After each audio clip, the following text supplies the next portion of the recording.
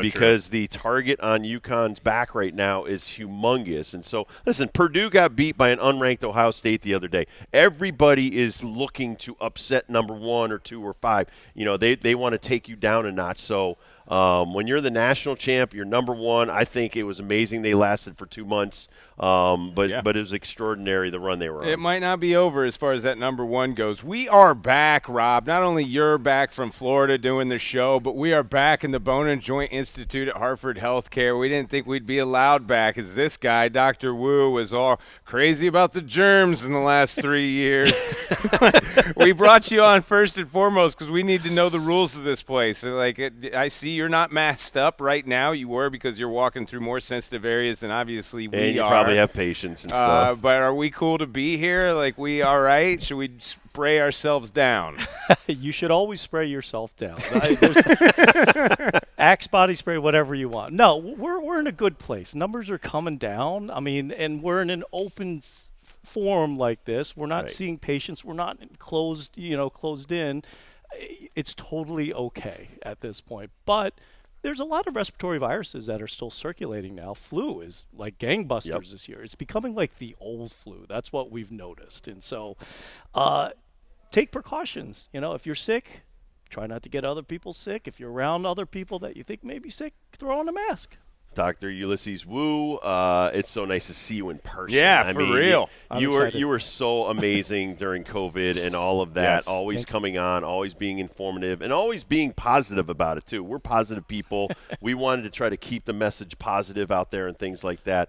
And even now, the way I go about my daily, I just turned 60. Ooh. So going down to Florida, there's still a lot of older people that are still wearing masks by the pool, which kind of freaked me out. I was like, you're in an open space. It's 70 degrees out. I don't know if they're in danger. But my point being is there's still some leftover people that are worried about catching it. Yeah. And, for us, my daily routine, anywhere I go now, I've got Purell with me. It's big on hand sanitizer. I'm big on hand sanitizer. Big on hand sanitizer. Always have something. But it's not just for me. It's for people who come up here. Right. If we shake hands or whatever, I want to have them prevent them from germs and things like that.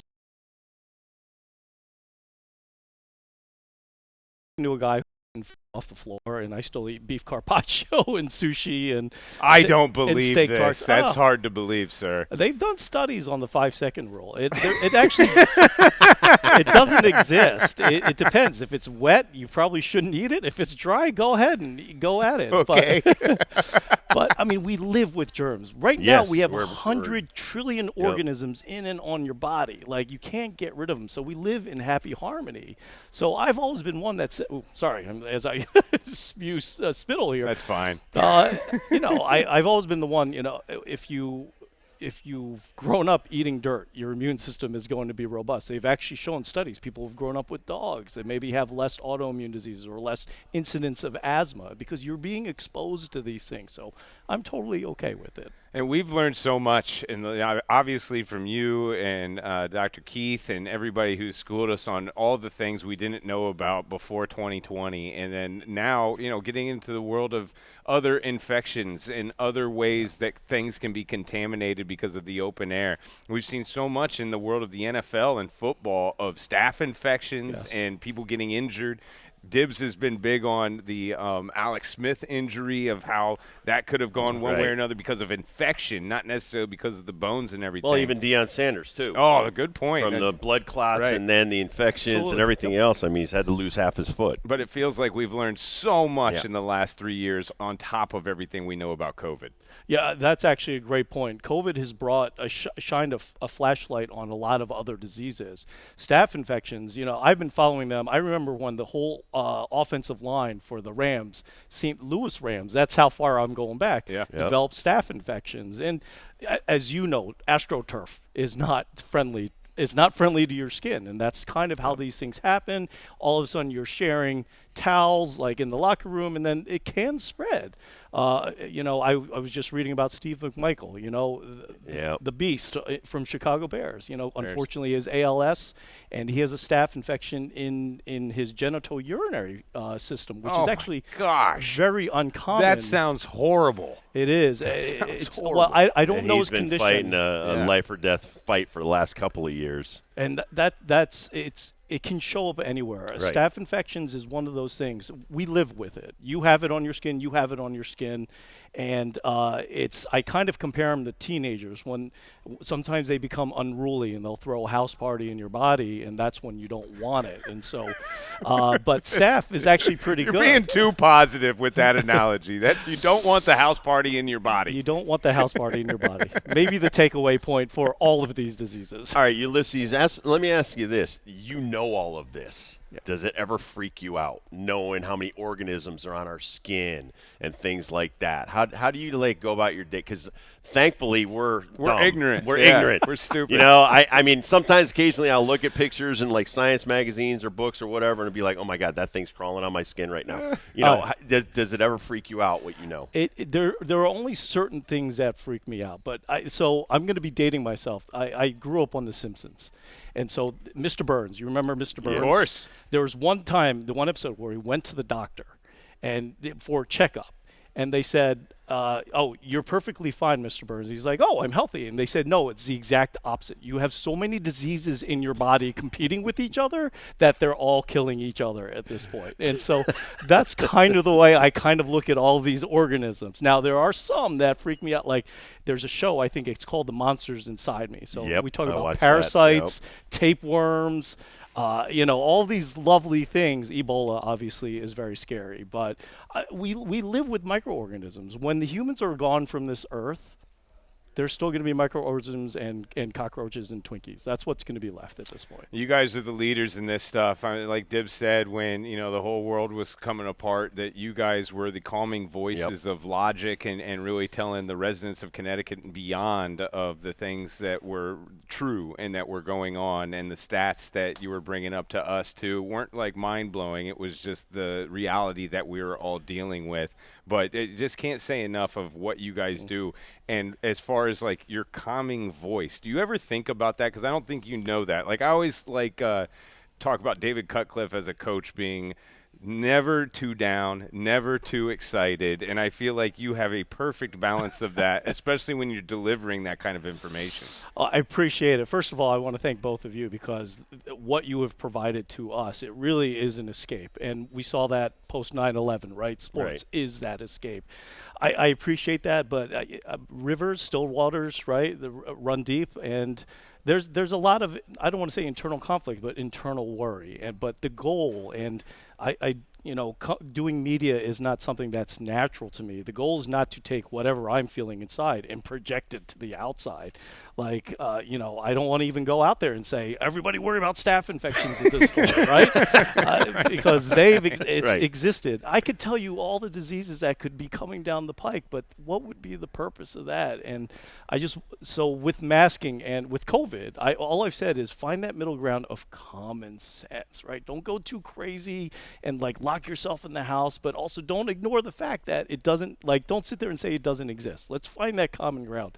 And that's what we try to teach. And that's a great point, because before COVID and after COVID, there's still been a lot of things. There's still people dying from pneumonia. There's still people dying. Fentanyl overdoses now are the number one killer in this country. People are still dying of heart attacks left and right. I was in the airport. A guy had a heart attack right in front of us. Oh, yeah. Gosh. And so, but thankfully, and this is crazy, the lady was able to run over, grab the AED, and they helped the guy out. So, I mean, there's just, I think there's an awareness now about us walking around that we're trying to be more intelligent when it comes to just everyday things we should be doing.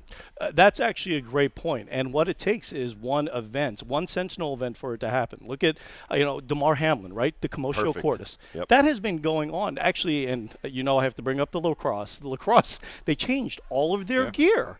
Because when you take a ball to the chest, which in baseball has already been happening, it stops the heart. And so lacrosse, even before Damar Hamlin did that, but he just brought to light something that was already existing. And it goes back to your point, all the stuff that you just don't want to be fearful of it, but you want to be cautious and you want to have common sense. I love telling my mom about Dr. Wu. My friend Ulysses. What does your friend know?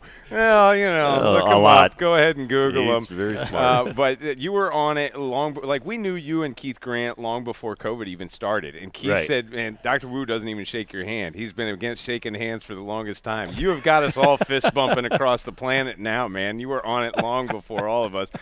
You brought up lacrosse. You're a sports guy as well. What else? What other sports are you into right now? How's the son doing? Is he playing lacrosse still? So he actually got accepted to a college last year, but he's actually going to be playing this year at a prep school. They've asked him to play, so he's taking an extra year to do that. He's going, so he'll be attending a college next year. But I am a sports fan.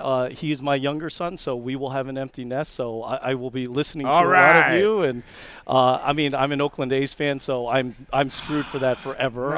It's going to be a special year this year. I think the next 4 years. That stadium deal is a mess. And then the Cowboys.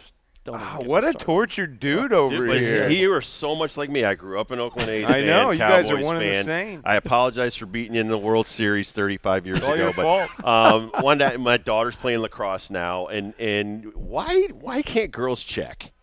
Why in women's hockey now in lacrosse, I just found out my 13-year-old's not going to be able to nail somebody, and I'm kind of offended because my daughter's tough as nails. She's a dibble, man. Yes. She could dish it out. She could take it. Why are we are girls fragile? I mean, what are they going to break if they get checked? So you as a dibble, you can say that because you have the advantage, whereas the other person receiving the dibbleness never looked at it that way. Yeah, I didn't think of it that way. I'm glad we don't have checking. Like, if you body check me right now, I'm glad there's no body checking in radio right now. The rules are very different. I'm sure you've watched a lot of games. Like, there's so much stoppage. I was just watching play. pro lacrosse. The We were watching it, man. It's nuts. Those guys nuts. are crazy. They're trying to take a lot of the hitting out, believe it or not, and probably just it's the right thing to do as well, especially blows to the head. And so you're seeing that. I mean, you're seeing that in football, right? You can't even sniff the quarterback without getting a penalty at this point. So I think they're trying to legislate that out because it's probably bad for the sport when your stars are getting hurt. Coco Dibble, I'll tell you. They don't want. You're right. I didn't think tennis was tough enough for her, so we put her in lacrosse. She couldn't hit anybody. She can only throw a racket at her opponent. Right, exactly. She needs the contact. It's not going to make the headlines. You never know. You can always pick up high life, right? Fastest sport in the world. Absolutely. Well, this place is awesome. You guys are amazing. I can't thank you enough again for the last, our friendship throughout the last 5-6 years and everything that you've been doing here at the Bone and Joint. Like, what do you have going on? Like, are you kind of like the watchdog when you walk around here? Like, hey, pick that piece of trash up. Hey, that soap dish needs filled. Hey, we need more hand sanitizer over here. We got great people doing that. I actually try to stay silent for all those things. But one thing I actually do want to say about Hartford Hospital, bring it. One of my jobs is to try to help make Hartford Healthcare the safest healthcare system in the country. And we just got a series of grades from Leapfrog. We got all A's. We're one of the only institutions in the country to be this safe across the entire system. So that's part of my responsibility. So yes, I am saying, hey, pick up that trash. Hey, wash your hands. But more at a hospital level. But we knew that when we started this years ago. How long has Bone and Joint been open now? About 8 years. Yep. Your surgical theater. I mean, you put the tools through a sterilization process before they even come into the theater, things like that. You guys this is way before COVID. Right. This was 5 years before COVID. So what I'm saying is Hartford Healthcare and the Bone and Joint Institute, you guys have been way ahead of the curve of trying to keep a lot of infection and staph infection and other things that can go wrong after surgery from getting involved there. Yeah, that's actually a really great point. BJI has been amazing about this, and we have actually formed a very solid partnership with them in the last 4 years, not only to deal with infections after the fact, but also to try to prevent them. And so there's a lot of groundbreaking stuff, and they have been willing partners. They've been absolutely amazing because they're not just looking at the patient, they're looking at the whole care in totality. Yep. It's amazing. Absolutely. Well, Dr. Wu, thank you so much. Good luck with your son in lacrosse. Thank you. And we will talk to you soon. Thank you for having me. Seriously, thank you to both of you for everything that you do. This is Great to see you in person. Well, we are very lucky to be back at the Hartford Hospital, Hartford Healthcare Hospital here and Bone and Joint Institute. We'll continue our show. We'll come back. We'll talk about UConn losing and what happens next. I know.